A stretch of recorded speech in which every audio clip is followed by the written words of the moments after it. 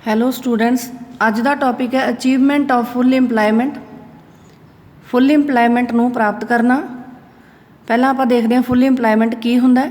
ਫੁੱਲ employment economy ਦੇ ਵਿੱਚ ਜਦੋਂ ਉਹ ਸਾਰੇ ਵਿਅਕਤੀ ਜਿਹੜੇ ਕੰਮ ਕਰਨ ਦੇ ਯੋਗ ਹੈ ਅਤੇ ਪ੍ਰੀਵੇਲਿੰਗ ਵੇਜ ਰੇਟ ਦੇ ਉੱਤੇ ਕੰਮ ਕਰਨ ਦੇ ਇੱਛੁਕ ਹੈ, ਉਹਨਾਂ ਸਾਰਿਆਂ ਨੂੰ ਕੰਮ ਮਿਲ ਜਾਂਦਾ ਹੈ। ਤਾਂ ਇਕੋਨਮੀ ਦੇ ਵਿੱਚ ਫੁੱਲ ਇੰਪਲਾਇਮੈਂਟ ਪਾਇਆ ਜਾਂਦਾ ਹੈ ਜਦੋਂ ਉਹ ਸਾਰੇ ਲੇਬਰ ਜਿਹੜੇ ਕੰਮ ਕਰਨ ਦੇ ਯੋਗ ਹੈ, ਜਿਹੜੇ ਕੰਮ ਕਰਨ ਦੇ ਇੱਛੁਕ ਹੈ, ਜਿਹੜੀ ਵੀ ਮਜ਼ਦੂਰੀ ਚੱਲ ਰਹੀ ਹੈ ਉਹਦੇ ਉੱਤੇ ਉਹਨਾਂ ਨੂੰ ਕੰਮ ਮਿਲ ਜਾਂਦਾ, ਤਾਂ ਇਸ ਸਥਿਤੀ ਨੂੰ ਫੁੱਲ ਇੰਪਲਾਇਮੈਂਟ ਜਾਂ ਪੂਰਨ ਰੁਜ਼ਗਾਰ ਕਿਹਾ ਜਾਂਦਾ ਹੈ। ਕਲਾਸੀਕਲ ਇਕਨੋਮਿਸਟਸ ਦੇ ਅਕੋਰਡਿੰਗ ਇਕੋਨਮੀ ਨੂੰ ਇਕਲਿਬਰਮ 'ਚ ਹੋਣ ਵਾਸਤੇ ਜ਼ਰੂਰੀ ਹੈ ਫੁੱਲ ਇੰਪਲਾਇਮੈਂਟ ਹੋਵੇ। ਜੇ ਇਕੋਨਮੀ ਦੇ ਵਿੱਚ ਫੁੱਲ ਇੰਪਲਾਇਮੈਂਟ ਨਹੀਂ ਹੈਗਾ ਤਾਂ ਇਕੋਨਮੀ ਇਕਲਿਬਰਮ 'ਚ ਨਹੀਂ ਹੁੰਦੀ। ਪਰ ਕਲਾਸੀਕਲ ਇਕਨੋਮਿਸਟਸ ਇਹੀ ਕਹਿੰਦੇ ਆ ਕਿ ਹਮੇਸ਼ਾ ਇਕੋਨਮੀ ਦੇ ਵਿੱਚ ਫੁੱਲ ਇੰਪਲਾਇਮੈਂਟ ਪਾਇਆ ਜਾਂਦਾ। ਜੇ ਕਦੇ ਅਨਇੰਪਲਾਇਮੈਂਟ ਹੁੰਦੀ ਹੈ ਤਾਂ ਥੋੜ੍ਹੇ ਟਾਈਮ ਵਾਸਤੇ ਹੁੰਦੀ ਹੈ ਅਤੇ ਆਪਣੇ ਆਪ ਹੀ ਠੀਕ ਹੋ ਜਾਂਦੀ ਹੈ।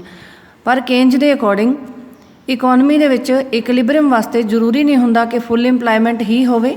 ਫੁੱਲ ਇੰਪਲਾਇਮੈਂਟ ਤੋਂ ਪਹਿਲਾਂ ਵੀ ਇਕੋਨਮੀ ਇਕਲਿਬਰਮ 'ਚ ਹੋ ਸਕਦੀ ਹੈ, ਜਾਂ ਜਦੋਂ ਇਕੋਨਮੀ ਦੇ ਵਿੱਚ ਅੰਡਰ ਇੰਪਲਾਇਮੈਂਟ ਹੈ, ਅੰਡਰ ਇੰਪਲਾਇਮੈਂਟ ਦੇ ਵਿੱਚ ਵੀ ਇਕੋਨਮੀ ਇਕਲਿਬਰਮ 'ਚ ਹੋ ਸਕਦੀ ਹੈ। ਅੰਡਰ ਇੰਪਲਾਇਮੈਂਟ ਹੈ ਜਿਹੜਾ ਉਹ ਸਥਿਤੀ ਹੁੰਦੀ ਹੈ ਫੁੱਲ ਇੰਪਲਾਇਮੈਂਟ ਤੋਂ ਪਹਿਲਾਂ ਦੀ ਸਥਿਤੀ ਹੁੰਦੀ ਹੈ। ਫੁੱਲ ਇੰਪਲਾਇਮੈਂਟ ਤੋਂ ਪਹਿਲਾਂ ਐਗਰੀਗੇਟ ਡਿਮਾਂਡ ਅਤੇ ਐਗਰੀਗੇਟ ਸਪਲਾਈ ਇੱਕ ਦੂਜੇ ਦੇ ਬਰਾਬਰ ਹੋ ਸਕਦੇ ਹੈ। ਅੰਡਰ ਇੰਪਲਾਇਮੈਂਟ ਉਹ ਸਥਿਤੀ ਹੈ ਜਦੋਂ ਥੋੜ੍ਹੀ ਜਿਹੀ ਬੇਰੁਜ਼ਗਾਰੀ ਹੁੰਦੀ ਹੈ। ਮੰਨ ਲਓ ਇਕੋਨਮੀ ਦੇ ਵਿੱਚ ਫੁੱਲ ਇੰਪਲਾਇਮੈਂਟ ਹੈ ਜਿਹੜਾ ਉਹ 170 ਦੇ ਇਨਕਮ ਲੈਵਲ 'ਤੇ ਹੈ। ਜਦੋਂ ਐਗਰੀਗੇਟ ਡਿਮਾਂਡ ਅਤੇ ਐਗਰੀਗੇਟ ਸਪਲਾਈ 170 ਦੇ ਬਰਾਬਰ ਹੈ ਤਾਂ ਉਦੋਂ ਫੁੱਲ ਇੰਪਲਾਇਮੈਂਟ ਦਾ ਲੈਵਲ ਪਾਇਆ ਜਾਊਗਾ ਇਕੋਨਮੀ 'ਚ। ਪਰ ਜੇ ਇਕੋਨਮੀ ਦੇ ਵਿੱਚ ਐਗਰੀਗੇਟ ਡਿਮਾਂਡ ਅਤੇ ਐਗਰੀਗੇਟ ਸਪਲਾਈ 160 ਦੇ ਲੈਵਲ 'ਤੇ ਇੱਕ ਦੂਜੇ ਦੇ ਬਰਾਬਰ ਹੈ, ਇਹ ਹੈ ਕੰਜੰਪਸ਼ਨ 140, ਇਨਵੈਸਟਮੈਂਟ ਹੈ 20, ਐਗਰੀਗੇਟ ਡਿਮਾਂਡ ਦੇ ਵਿੱਚ ਦੋ ਕੰਪੋਨੈਂਟਸ ਹੁੰਦੇ ਆ C+I, ਇਹ C ਹੈ ਇਹ I ਹੈ, ਤਾਂ ਇਕੋਨਮੀ 160 ਦੇ ਲੈਵਲ 'ਤੇ ਇਕਲਿਬਰਮ 'ਚ ਹੈ। 10 ਦੇ ਬਰਾਬਰ ਬੇਰੁਜ਼ਗਾਰੀ ਪਾਈ ਜਾ ਰਹੀ ਹੈ। ਫੁੱਲ ਇੰਪਲਾਇਮੈਂਟ ਦਾ ਲੈਵਲ 170 ਦੇ ਇਨਕਮ ਲੈਵਲ 'ਤੇ ਹੈ। ਇਕੋਨਮੀ ਦੇ ਵਿੱਚ ਇਨਕਮ ਦਾ ਲੈਵਲ 160 ਹੈ ਜਾਂ ਇੰਪਲਾਇਮੈਂਟ ਦਾ ਲੈਵਲ 160 ਹੈ। ਇੱਥੇ ਹੀ ਐਗਰੀਗੇਟ ਡਿਮਾਂਡ ਅਤੇ ਐਗਰੀਗੇਟ ਸਪਲਾਈ ਇੱਕ ਦੂਜੇ ਦੇ ਬਰਾਬਰ ਹੈ। ਐਗਰੀਗੇਟ ਡਿਮਾਂਡ ਅਤੇ ਐਗਰੀਗੇਟ ਸਪਲਾਈ ਤਾਂ ਇੱਕ ਦੂਜੇ ਦੇ ਬਰਾਬਰ ਹੈ। ਇਕੋਨਮੀ ਦੇ ਵਿੱਚ ਇਕਲਿਬਰਮ ਹੈ, ਪਰ ਫਿਰ ਵੀ ਇਕੋਨਮੀ ਦੇ ਵਿੱਚ ਥੋੜ੍ਹੀ ਜਿਹੀ ਬੇਰੁਜ਼ਗਾਰੀ ਹੈ, 10 ਦੇ ਬਰਾਬਰ ਬੇਰੁਜ਼ਗਾਰੀ ਹੈ। ਜਦੋਂ ਇਸ ਲੈਵਲ 'ਤੇ ਇਕਲਿਬਰਮ 'ਚ ਹੈ ਤਾਂ ਉਸ ਨੂੰ ਅੰਡਰ ਇੰਪਲਾਇਮੈਂਟ ਲੈਵਲ ਕਿਹਾ ਜਾਂਦਾ ਹੈ। ਫੁੱਲ ਇੰਪਲਾਇਮੈਂਟ ਨੂੰ ਪ੍ਰਾਪਤ ਕਰਨ ਵਾਸਤੇ ਜਾਂ 170 ਦੇ ਲੈਵਲ ਨੂੰ ਪ੍ਰਾਪਤ ਕਰਨ ਵਾਸਤੇ ਜ਼ਰੂਰੀ ਹੁੰਦਾ ਕਿ ਐਗਰੀਗੇਟ ਡਿਮਾਂਡ ਨੂੰ ਵਧਾਇਆ ਜਾਵੇ। ਤਾਂ ਐਗਰੀਗੇਟ ਡਿਮਾਂਡ ਨੂੰ ਵਧਾਉਣ ਵਾਸਤੇ ਕੰਜੰਪਸ਼ਨ ਅਤੇ ਇਨਵੈਸਟਮੈਂਟ ਨੂੰ ਵਧਾਉਣਾ ਪੈਂਦਾ, ਪਰ ਕੰਜੰਪਸ਼ਨ ਸ਼ਾਰਟ ਪੀਰੀਅਡ ਦੇ ਵਿੱਚ ਕੋਂਸਟੈਂਟ ਹੁੰਦਾ, ਇਸ ਕਰਕੇ ਇਨਵੈਸਟਮੈਂਟ ਨੂੰ ਵਧਾਇਆ ਜਾਂਦਾ। ਇਨਵੈਸਟਮੈਂਟ ਨੂੰ ਵਧਾ ਕੇ ਇਨਵੈਸਟਮੈਂਟ ਵੀ ਪਬਲਿਕ ਇਨਵੈਸਟਮੈਂਟ ਨੂੰ ਹੀ ਵਧਾਇਆ ਜਾਊਗਾ। ਇਨਵੈਸਟਮੈਂਟ ਨੂੰ ਵਧਾ ਕੇ ਐਗਰੀਗੇਟ ਡਿਮਾਂਡ ਨੂੰ ਵਧਾਇਆ ਜਾਂਦਾ ਅਤੇ ਐਗਰੀਗੇਟ ਡਿਮਾਂਡ ਨੂੰ ਜਦੋਂ ਵੱਧ ਜਾਂਦੀ ਹੈ ਤਾਂ ਉਦੋਂ ਫੁੱਲ ਇੰਪਲਾਇਮੈਂਟ ਨੂੰ ਪ੍ਰਾਪਤ ਕੀਤਾ ਜਾ ਸਕਦਾ, ਇਨਕਮ ਦਾ ਲੈਵਲ ਵੀ ਵੱਧ ਜਾਂਦਾ। ਤਾਂ ਐਗਰੀਗੇਟ ਡਿਮਾਂਡ ਨੂੰ ਵਧਾਉਣ ਵਾਸਤੇ C+I, ਇਹ ਤਾਂ ਪਹਿਲਾਂ ਜਿੰਨਾ ਹੀ ਰਹੂਗਾ, ਪਲੱਸ ਡੈਲਟਾ I, ਉਹਨਾਂ ਇਨਵੈਸਟਮੈਂਟ ਹੋਰ ਜੋੜਿਆ ਜਾਊਗਾ ਜਿੰਨਾ ਇਨਕਮ ਦਾ ਲੈਵਲ ਪ੍ਰਾਪਤ ਕਰਨਾ। ਤਾਂ ਇਹਦੇ 'ਚ ਜੋੜਿਆ ਜਾਊਗਾ ਹੁਣ ਪਹਿਲਾਂ C ਹੈ 140, ਪਹਿਲਾਂ ਵਾਲਾ ਇਨਵੈਸਟਮੈਂਟ 20 ਅਤੇ ਹੁਣ ਨਵਾਂ ਇਨਵੈਸਟਮੈਂਟ 10 ਦੇ ਬਰਾਬਰ ਜੋੜਿਆ ਜਾਊਗਾ। ਇਨਵੈਸਟਮੈਂਟ ਦੇ ਵਿੱਚ 10 ਦਾ ਵਾਧਾ ਕੀਤਾ ਜਾਊਗਾ ਤਾਂ ਕਿ ਐਗਰੀਗੇਟ ਡਿਮਾਂਡ ਦਾ ਲੈਵਲ 170 ਹੋ ਸਕੇ।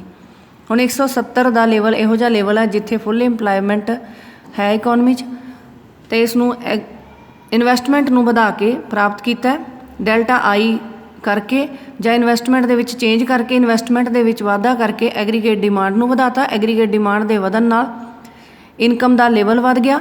ਇਨਕਮ ਦਾ ਲੈਵਲ ਉਹ ਲੈਵਲ ਪ੍ਰਾਪਤ ਹੋ ਗਿਆ ਜਿੱਥੇ ਫੁੱਲ ਇੰਪਲਾਇਮੈਂਟ ਹੈ। ਐਗਰੀਗੇਟ ਸਪਲਾਈ ਦੇ ਵਿੱਚ ਵੀ ਦੋ ਕੰਪੋਨੈਂਟਸ ਹੁੰਦੇ ਆ C+S, ਤਾਂ ਇਸ ਤਰ੍ਹਾਂ ਨਾਲ ਫੁੱਲ ਇੰਪਲਾਇਮੈਂਟ ਨੂੰ ਅਚੀਵ ਕੀਤਾ ਜਾਂਦਾ ਹੈ। ਐਗਰੀਗੇਟ ਡਿਮਾਂਡ ਨੂੰ ਵਧਾ ਕੇ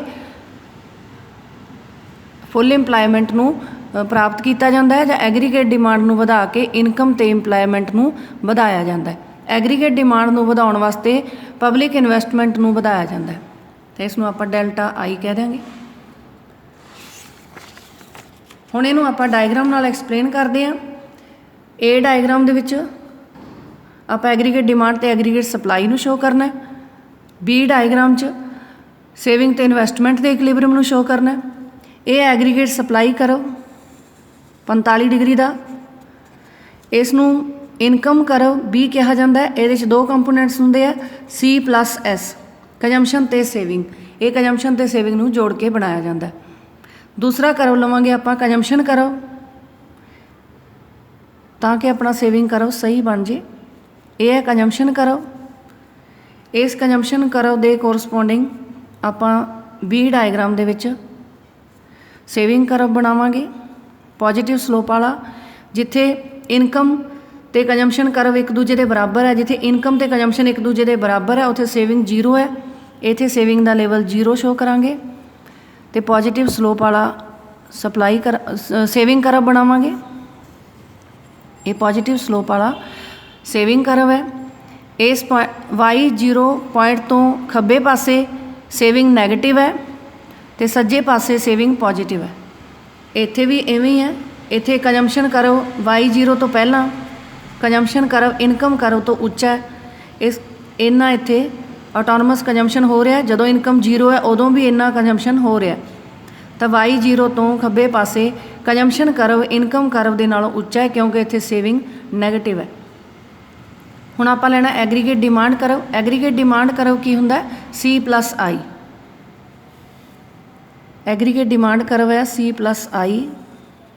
ਇਹਨੂੰ ਆਪਾਂ ਪਹਿਲਾ ਡਿਮਾਂਡ ਕਰਵ AD0 ਲਿਖਾਂਗੇ। ਇਹਦੇ 'ਚ ਹੈ C+I। ਇਕਲਿਬਰੀਅਮ ਹੈ ਜਿਹੜਾ ਇਕੋਨਮੀ ਦਾ, ਐਗਰੀਗੇਟ ਡਿਮਾਂਡ ਅਤੇ ਐਗਰੀਗੇਟ ਸਪਲਾਈ ਇੱਕ ਦੂਜੇ ਦੇ ਬਰਾਬਰ ਹੈ E0 ਪੁਆਇੰਟ 'ਤੇ। ਇੱਥੇ ਇਨਕਮ ਦਾ ਲੈਵਲ Y1 ਹੈ। Y1 ਇਨਕਮ ਦਾ ਲੈਵਲ ਹੈ। ਇਸ ਦੇ ਸਾਹਮਣੇ ਹੀ ਆਪਾਂ ਨਿਚਲੇ ਡਾਇਗਰਾਮ 'ਚ ਵੀ B ਡਾਇਗਰਾਮ ਦੇ ਵਿੱਚ ਵੀ Y1 ਦਾ ਲੈਵਲ ਹੀ ਇਕਲਿਬਰੀਅਮ ਲੈਵਲ ਸ਼ੋ ਕਰਾਂਗੇ। Y1 ਹੈ ਜਿੱਥੇ ਸੇਵਿੰਗ ਅਤੇ ਇਨਵੈਸਟਮੈਂਟ ਇੱਕ ਦੂਜੇ ਦੇ ਬਰਾਬਰ ਹੈ। ਤਾਂ ਹੁਣ ਆਪਾਂ ਇਨਵੈਸਟਮੈਂਟ ਕਰੋ ਇੱਥੇ ਬਣਾਵਾਂਗੇ ਤਾਂ ਕਿ ਦੋਨਾਂ ਡਾਇਗਰਾਮਾਂ ਦੇ ਵਿੱਚ ਇੱਕੋ ਜਿਹੇ ਲੈਵਲ 'ਤੇ ਇਕਲਿਬਰੀਅਮ ਪ੍ਰਾਪਤ ਹੋ ਸਕੇ। ਤਾਂ ਇਹ ਵੀ E0 ਪੁਆਇੰਟ ਹੈ ਇਕਲਿਬਰੀਅਮ ਦਾ, ਜਿੱਥੇ ਸੇਵਿੰਗ ਅਤੇ ਇਨਵੈਸਟਮੈਂਟ ਇੱਕ ਦੂਜੇ ਦੇ ਬਰਾਬਰ ਹੈ। ਸੇਵਿੰਗ ਅਤੇ ਇਨਵੈਸਟਮੈਂਟ ਇੱਕ ਦੂਜੇ ਦੇ ਬਰਾਬਰ ਹੈ ਇੱਥੇ E0 ਪੁਆਇੰਟ 'ਤੇ।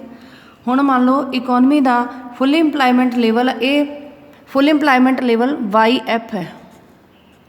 YF ਲਿਖ ਲਓ ਚਾਹੇ Y2 ਲਿਖ ਲਓ। ਇਹ ਫੁੱਲ ਇੰਪਲਾਈਮੈਂਟ ਦਾ ਲੈਵਲ ਹੈ YF।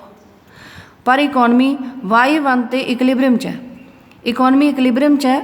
ਇਹ ਇਕਲਿਬਰੀਅਮ ਜਿਹੜਾ E0 ਜਾਂ Y1 ਇਨਕਮ ਦੇ ਲੈਵਲ ਦੇ ਉੱਤੇ ਇਕਲਿਬਰੀਅਮ ਪ੍ਰਾਪਤ ਹੋ ਰਿਹਾ, ਇਹ ਅੰਡਰ ਇੰਪਲਾਈਮੈਂਟ ਇਕਲਿਬਰੀਅਮ ਹੈ। ਇੱਥੇ ਇਕੋਨਮੀ ਤਾਂ ਇਕਲਿਬਰੀਅਮ 'ਚ ਹੈਗੀ, ਐਗਰੀਗੇਟ ਡਿਮਾਂਡ ਐਗਰੀਗੇਟ ਸਪਲਾਈ ਦੇ ਬਰਾਬਰ ਹੈ, ਸੇਵਿੰਗ ਇਨਵੈਸਟਮੈਂਟ ਦੇ ਬਰਾਬਰ ਹੈ। ਪਰ ਇਹ ਇੱਥੇ ਇਕੋਨਮੀ ਫੁੱਲ ਇੰਪਲਾਈਮੈਂਟ 'ਚ ਨਹੀਂ ਹੈਗੀ ਹੈ। ਫੁੱਲ ਇੰਪਲਾਈਮੈਂਟ ਦਾ ਲੈਵਲ ਇਹ ਹੈ, YF ਲੈਵਲ ਫੁੱਲ ਇੰਪਲਾਈਮੈਂਟ ਦਾ ਲੈਵਲ ਹੈ। ਇੰਨੀ ਇਕੋਨਮੀ ਦੇ ਵਿੱਚ ਬੇਰੁਜ਼ਗਾਰੀ ਪਾਈ ਜਾ ਰਹੀ ਹੈ ਅਤੇ ਇਸ ਬੇਰੁਜ਼ਗਾਰੀ ਨੂੰ ਹਟਾਉਣ ਵਾਸਤੇ ਜ਼ਰੂਰੀ ਹੁੰਦਾ ਹੈ ਕਿ ਐਗਰੀਗੇਟ ਡਿਮਾਂਡ ਨੂੰ ਵਧਾਇਆ ਜਾਵੇ।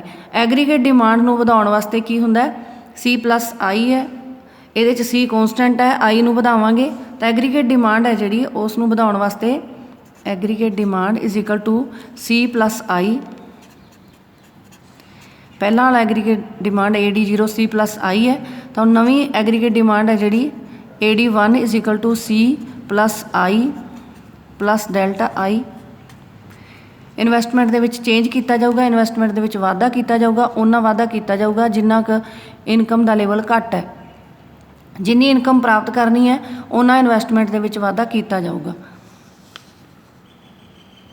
ਓਨਾ ਇਨਵੈਸਟਮੈਂਟ ਕੀਤਾ ਜਾਊਗਾ ਜਿਹਦੇ ਨਾਲ ਉਹ ਇਨਕਮ ਲੈਵਲ ਪ੍ਰਾਪਤ ਹੋ ਜੇ ਜਿਹੜਾ ਫੁੱਲ ਇੰਪਲਾਈਮੈਂਟ ਦਾ ਲੈਵਲ ਹੈ। ਤਾਂ ਫੁੱਲ ਇੰਪਲਾਈਮੈਂਟ ਲੈਵਲ YF ਇੱਥੇ ਹੈ। ਆਪਾਂ ਐਗਰੀਗੇਟ ਡਿਮਾਂਡ 'ਤੇ ਦੇਖਦੇ ਹਾਂ ਕਿੰਨੀ ਐਗਰੀਗੇਟ ਡਿਮਾਂਡ ਵਧਾਉਣ ਦੀ ਲੋੜ ਹੈ। ਐਗਰੀਗੇਟ ਡਿਮਾਂਡ ਜੇ ਇੰਨੀ ਵਧੂਗੀ, ਇੱਥੋਂ ਤੱਕ ਐਗਰੀਗੇਟ ਡਿਮਾਂਡ ਕਰੋ ਸ਼ਿਫਟ ਹੋ ਜਾਊਗਾ ਤਾਂ ਫੁੱਲ ਇੰਪਲਾਈਮੈਂਟ ਇਕੋਨਮੀ 'ਚ ਪ੍ਰਾਪਤ ਹੋ ਜਾਊਗਾ। ਇਸ ਐਗਰੀਗੇਟ ਡਿਮਾਂਡ ਨੂੰ ਵਧਾਉਣ ਵਾਸਤੇ ਕੀ ਵਧਾਇਆ ਜਾਊਗਾ? ਇਨਵੈਸਟਮੈਂਟ ਨੂੰ ਵਧਾਇਆ ਜਾਊਗਾ। ਅਤੇ ਇਸ ਕਰਕੇ ਇਨਵੈਸਟਮੈਂਟ ਕਰਵ ਨੂੰ ਇਸ ਕਰਵ ਤੋਂ I0 ਕਰਵ ਤੋਂ ਸ਼ਿਫਟ ਕਰਕੇ I1 'ਤੇ ਲਿਜਾਇਆ ਜਾਊਗਾ। ਗੌਰਮੈਂਟ ਇੰਨਾ ਇਨਵੈਸਟਮੈਂਟ ਕਰ ਦੂਗੀ, ΔI ਇਨਵੈਸਟਮੈਂਟ ਇਨਕਰੀਜ਼ ਕੀਤਾ ਜਾਊਗਾ। ਇੰਨਾ ਇਨਵੈਸਟਮੈਂਟ ਇਨਕਰੀਜ਼ ਕੀਤਾ ਜਾਊਗਾ, ਇਨਵੈਸਟਮੈਂਟ ਦੇ ਵਿੱਚ ਇੰਨਾ ਵਾਧਾ ਕੀਤਾ ਜਾਊਗਾ। ਇਹ I0 ਪਹਿਲਾਂ ਵਾਲਾ ਕਰਵ, ਹੁਣ ਵਾਲਾ I1। ਜਿਹੜਾ I1 ਕਰਵ ਹੈ ਉਹਦੇ 'ਚ ਕੀ ਕੁਛ ਹੈ? I0 + ΔI। ਇਹਦੇ 'ਚ ਇਨਵੈਸਟਮੈਂਟ ਨੂੰ ਜੋੜਤਾ। ਇਨਵੈਸਟਮੈਂਟ ਦੇ ਵਧਣ ਨਾਲ ਇਨਵੈਸਟਮੈਂਟ ਕਰਵ ਉੱਪਰ ਸ਼ਿਫਟ ਹੋ ਗਿਆ। ਇਨਵੈਸਟਮੈਂਟ ਕਰਵ ਦੇ ਉੱਪਰ ਸ਼ਿਫਟ ਹੋਣ ਨਾਲ ਐਗਰੀਗੇਟ ਡਿਮਾਂਡ ਵੱਧ ਕੇ AD1 ਹੋ ਗਈ। ਸਲੋਪ ਇਹਦਾ ਉਹੀ ਰਹੂਗਾ ਪਰ ਇਹ ਉੱਪਰ ਨੂੰ ਸ਼ਿਫਟ ਹੋ ਜੂਗੀ। AD1 ਕਰਵ ਉੱਪਰ ਨੂੰ ਸ਼ਿਫਟ ਹੋ ਕੇ ਹੋ ਗਿਆ C+I + ΔI। ਇਹਦੇ 'ਚ ਵਾਧਾ ਹੋ ਗਿਆ। ਹੁਣ ਐਗਰੀਗੇਟ ਡਿਮਾਂਡ ਤੇ ਐਗਰੀਗੇਟ ਸਪਲਾਈ ਦਾ ਇਕੁਇਲਿਬਰੀਅਮ E1 ਪੁਆਇੰਟ 'ਤੇ ਹੈ। E1 ਦੇ ਅਕੋਰਡਿੰਗ ਇਨਕਮ ਦਾ ਲੈਵਲ YF ਹੈ। YF ਲੈਵਲ ਫੁੱਲ ਇੰਪਲਾਈਮੈਂਟ ਇਨਕਮ ਦਾ ਲੈਵਲ ਹੈ। ਇੱਥੇ ਫੁੱਲ ਇੰਪਲਾਈਮੈਂਟ ਹੈ। ਨਿਚਲੇ ਡਾਇਗਰਾਮ 'ਚ ਵੀ ਫੁੱਲ ਇੰਪਲਾਈਮੈਂਟ ਪ੍ਰਾਪਤ ਹੋ ਰਿਹਾ।